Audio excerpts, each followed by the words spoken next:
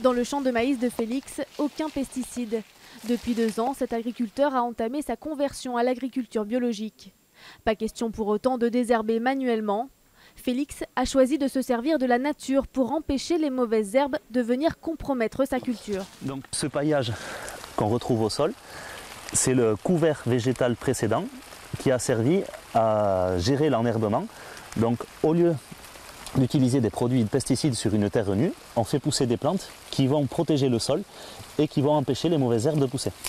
Résultat, alors qu'il dégageait 100 à 200 euros de marge nette par hectare en utilisant des produits chimiques, Félix touche aujourd'hui près de 1 500 euros pour la même surface cultivée. Ce genre de système me permet de réduire énormément mes charges d'implantation des cultures.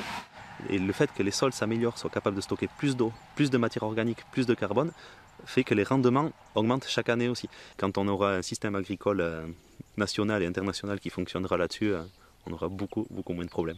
Félix reconnaît qu'un tel changement nécessite des investissements qui peuvent parfois freiner des agriculteurs déjà très endettés, 100 000 euros pour son cas personnel. Ce bouleversement des méthodes de travail rencontre aussi des blocages culturels. Mais son modèle fait des émules. Lors du semis de son champ de légumineuses au mois de septembre, des collègues venus de toute la France sont venus observer comment les hautes herbes étaient couchées sur le sol afin de constituer une couverture finalement bien plus efficace que le glyphosate.